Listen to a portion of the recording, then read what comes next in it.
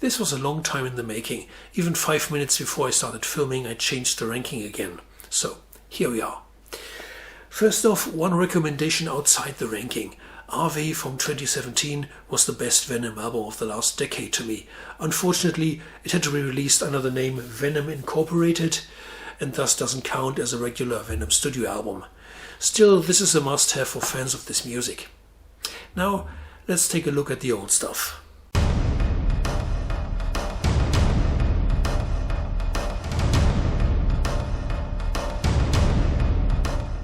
Studio album number 5. Mantas had been replaced by 2 new guitarists, and the band was moving into a more melodic direction, sounding almost nice, if you can use that word in connection with Venom at all.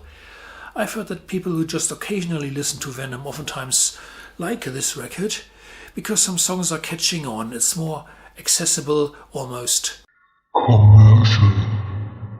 But I definitely miss the raw edge here, which was the band's trademark in the early days.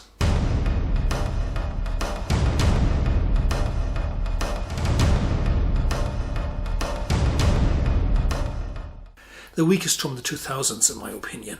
Some tracks like House of Pain or Death and Dying are downright monotonous, and most tracks are as uninspired as the title.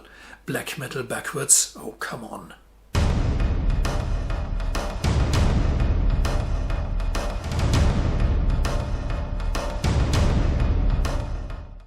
After the 3 classic Venom albums, album number 4 was a disappointment.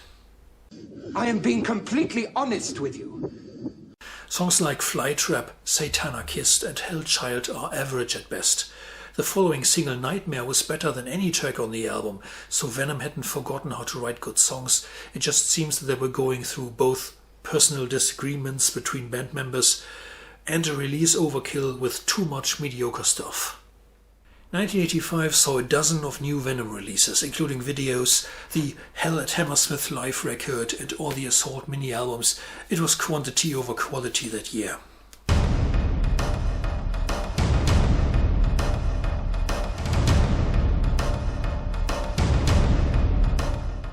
Straight to Hell is a good opening tune, but over the long running time with 15 songs, too many fillers, not enough killers. Brutal metal albums should be short, sharp, to the point, a lesson to be learned from Slayer's best albums.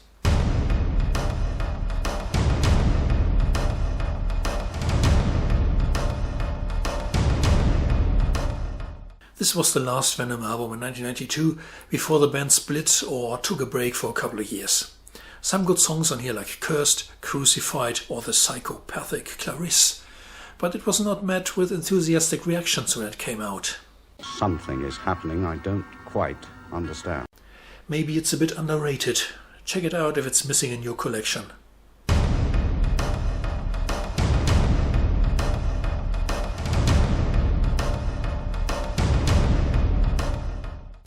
Fallen Angels. At first glance, another overblown 15-song epic with 66 minutes total time.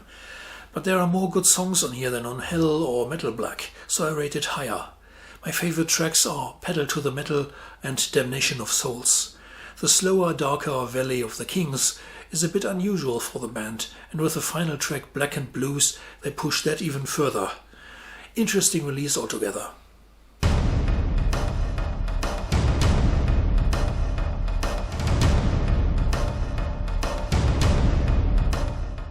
Good album with several good songs. The title track has great guitar work, The Death of Rock and Roll is really groovy, whereas Crucified is much in the vein of good old Satanic Times.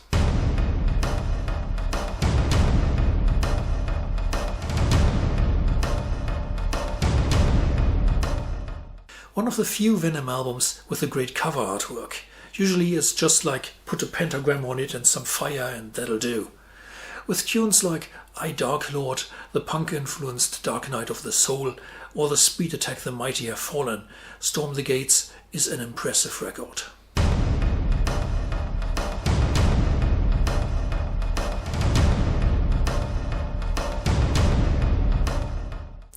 Re-listening to all the albums for this feature, Temples of Ice was the biggest surprise for me. It's much better than I remembered it. After Primeval, it was the second album with the Demolition Man.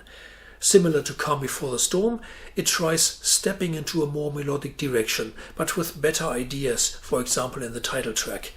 And it's not lacking the mayhemic side of Venom, best witnessed in Acid or that insane rendition of Deep Purple's Speed King. Hell has returned, at war with Satan. The third album opened with a quite experimental title track, covering the entire A-side. The B-side is a mixed bag with Rip Ride and Genocide, followed by some less convincing tunes. Actually, I prefer the CD to the LP in this case because you get some excellent single tracks like Warhead and The Seven Gates of Hell for bonus.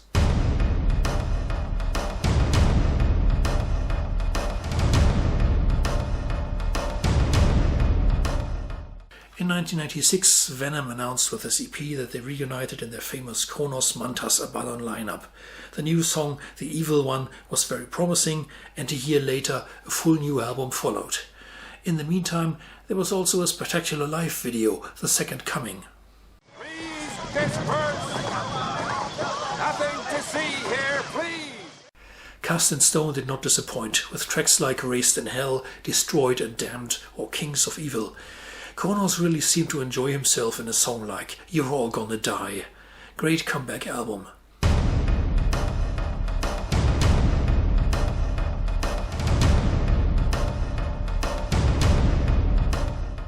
Resurrection continued where Cast in Stone left off, possibly Venom's most brutal album, with tracks like War Against Christ, Pain or Black Flame of Satan. Actually, some riffs sound a bit like modern thrash style, Vengeance for instance. Definitely not just an album which rests on laurels of the past.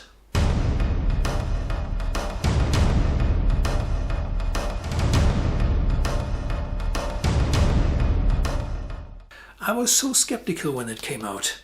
Venom without Kronos, could that work? But the Demolition Man did an excellent job, while the guys wrote some of Venom's best songs so far. Primeval, Blackened Are the Priests, Parasite. Highly recommended. Venom, welcome to hell. It's difficult to imagine today how shocking it was when this was released. Most people couldn't hear music within that wall of noise at all. When Frank, a friend of mine, came to my place with a tape copy to play it, I thought at first there was something wrong with his tape. No, he said, it's a new band called Venom and they want to sound like that, more brutal than Motorhead even. With songs like Poison, Live Like an Angel or Witching Hour, they succeeded at that, and we found out only years later how far ahead of their time they had been. Venom, black metal. Slightly, just slightly, more refined than the debut album, black metal kills from beginning to end. Okay, Teacher's Pet is a bit weird, but Raise the Dead, Don't Burn the Witch, Leave Me in Hell, Countess Bathory make for an incredible album. No wonder the title track gave its name to an entire genre.